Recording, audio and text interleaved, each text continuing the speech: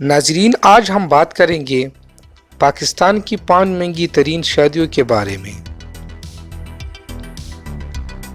پاکستانی عوام کا المیہ یہ ہے کہ ہم لوگ ان سے متاثر ہوتے ہیں جن کے پاس پیسہ زیادہ ہو، اور اسی بات کے پیش نظر سیلیبریٹیز ہر موقع پر زیادہ سے زیادہ پیسہ خرچ کر کے خود کو عوام کی نظروں میں آئیڈیل شو کرواتے ہیں۔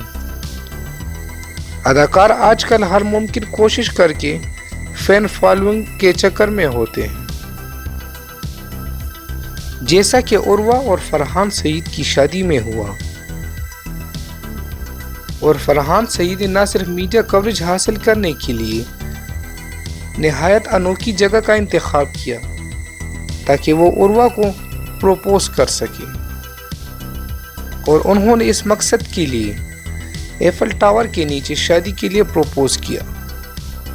آج کی اس ویڈیو میں ہم 5 مہنگی ترین شادیوں کے بارے میں آپ کو بتائیں گے، لیکن اس سے پہلے ہماری آپ لوگوں سے گزارش ہے کہ ہمارے اس چینل کو سبسکرائب کریں اور بیل کے آئیکن پر کلک کریں۔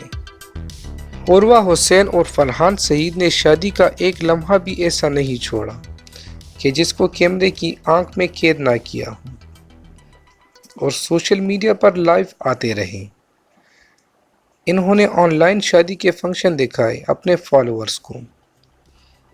اگرچہ ان کی شادی کا زیادہ تر خرچہ سپانسرز تھا، مگر اس کے باوجود یہ پاکستان کی مہنگی ترین شادیوں میں 5ویں نمبر پر ہے۔ سابق وزیر اعظم نواز شریف کی نواسی کی شادی۔ مہر النساء، جو کہ نواز شریف کی نواسی اور مریم نواز کی بیٹی ہے، ان کی شادی ایک سرمایہ دار چودھری منیر کے بیٹے راحیل منیر سے ہوئی۔ اس شادی میں گورنر اور وزیر اعلیٰ جیسے افراد شامل تھے۔ شرمیلا فاروقی کی شادی میں عملی طور پر ایک شاہی شادی کا انتظام کروایا تھا، جو کہ بہت سے لوگوں کی محض خواہش ہوتی ہے۔ انہوں نے اپنی شادی پر بے حد پیسہ لگایا۔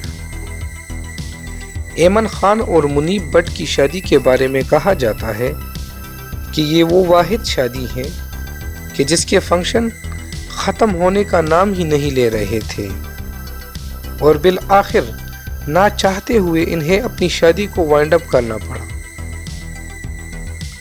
ٹی وی ہوسٹ صنم جنگ کی شادی جنوری 2015 میں ایک فلائٹ انسٹرکٹر سے ہوئی، اور ان کے پاس ان کی ایک بیٹی بھی ہے۔ صنم جنگ ایک مشہور ٹی وی ہوسٹ ہیں، اور ان کو میڈیا میں ہونے کی وجہ سے بے انتہا شہرت ملی۔ ناظرین، یہ تھی پاکستان کی تاریخ کی 5 مہنگی ترین شادیاں۔ امید ہے آپ لوگوں کو آج کی ویڈیو پسند آئی ہوگی۔ اپنی رائے کا اظہار ضرور کیجیے گا۔